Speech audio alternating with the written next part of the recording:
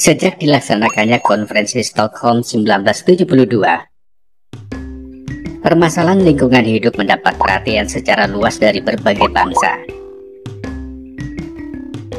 Sebelumnya, sekitar tahun 1950-an, permasalahan lingkungan hidup hanya mendapatkan perhatian dari kalangan ilmuwan. Sejak saat itu, berbagai himbauan dilontarkan oleh pakar dari berbagai disiplin ilmu tentang adanya bahaya yang mengancam kehidupan yang disebabkan oleh pencemaran dan perusakan lingkungan hidup. Lingkungan hidup adalah kesatuan ruang dengan semua benda, daya, keadaan, dan makhluk hidup, termasuk manusia dan perilakunya yang mempengaruhi alam itu sendiri, kelangsungan kehidupan, dan kesejahteraan manusia serta makhluk hidup lain. Merosotnya kualitas lingkungan yang disertai dengan semakin menipisnya persediaan sumber daya alam serta timbulnya berbagai permasalahan lingkungan telah menyadarkan manusia betapa pentingnya dukungan lingkungan dan peran sumber daya alam terhadap kehidupan di alam semesta.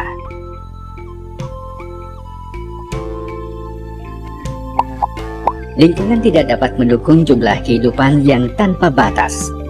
Apabila bumi ini sudah tidak mampu lagi menjaga ledakan jumlah manusia beserta aktivitasnya, maka manusia akan mengalami berbagai kesulitan.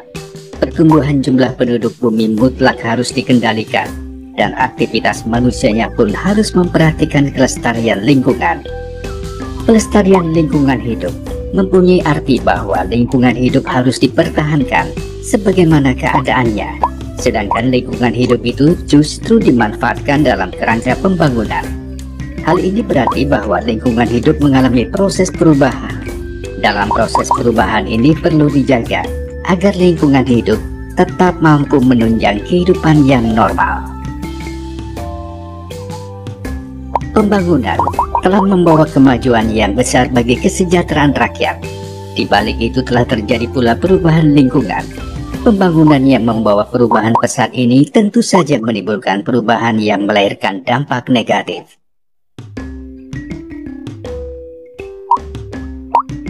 Pembangunan fisik yang tidak didukung oleh usaha kelestarian lingkungan akan mempercepat proses kerusakan alam.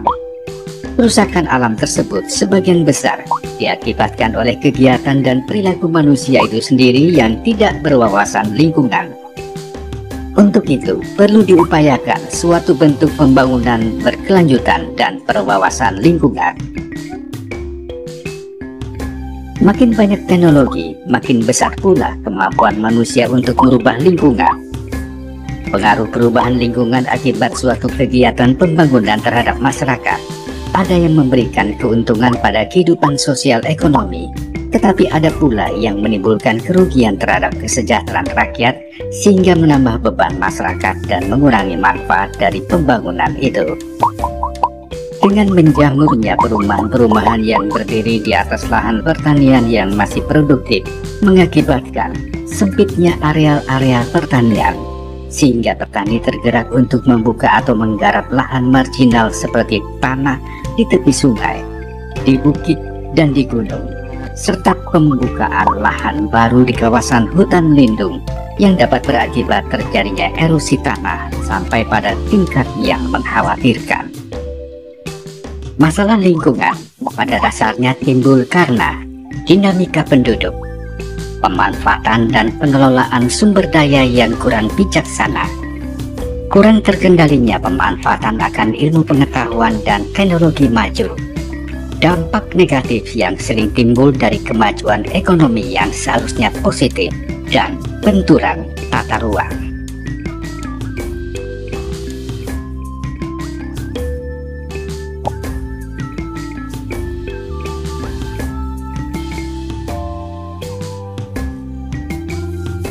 Untuk mengurangi dampak negatif, maka pembangunan harus menggunakan prinsip berwawasan lingkungan dan berkelanjutan.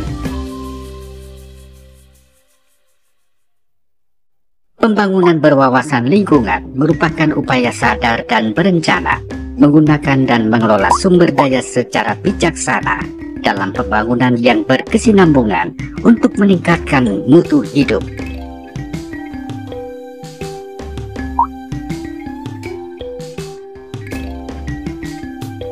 Sedangkan pembangunan berkelanjutan, sustainable development, yaitu pembangunan yang memenuhi kebutuhan sekarang tanpa mengurangi kemampuan generasi-generasi mendatang untuk memenuhi kebutuhan sendiri.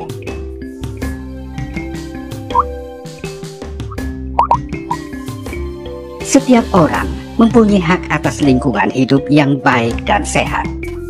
Sebaliknya, setiap orang juga mempunyai kewajiban untuk memelihara lingkungan hidup, seperti mencegah dan menanggulangi perusakan lingkungan. Salah satu kunci pembangunan berwawasan lingkungan yaitu AMDAL. AMDAL, analisis mengenai dampak lingkungan, adalah hasil studi mengenai dampak suatu kegiatan yang sedang direncanakan terhadap lingkungan hidup yang diperlukan bagi proses pengambilan keputusan. AMDAL mempunyai maksud sebagai alat untuk merencanakan tindakan preventif terhadap kerusakan lingkungan yang mungkin akan ditimbulkan oleh suatu aktivitas pembangunan yang sedang direncanakan. Di Indonesia, AMDAL tertera dalam Undang-Undang Nomor 32 Tahun 2009 tentang Perlindungan dan Pengelolaan Lingkungan Hidup, dan pelaksanaan diatur dengan Peraturan Pemerintah Nomor 27 Tahun 2012 yang merupakan pengganti PP 27 Tahun 1999 tentang AMDAL dengan penambahan berbagai pengaturan dan ketentuan perihal izin lingkungan. Dengan demikian, AMDAL merupakan sarana teknis yang dipergunakan untuk memperkirakan dampak negatif dan positif yang akan ditimbulkan oleh suatu kegiatan yang direncanakan terhadap lingkungan hidup. Dengan dukungan kemampuan lingkungan yang terjaga dan terbina keserasian dan keseimbangannya, maka pelaksanaan pembangunan dan hasil-hasil pembangunan dapat dilaksanakan dan dinikmati secara berkesinambungan dari generasi ke generasi.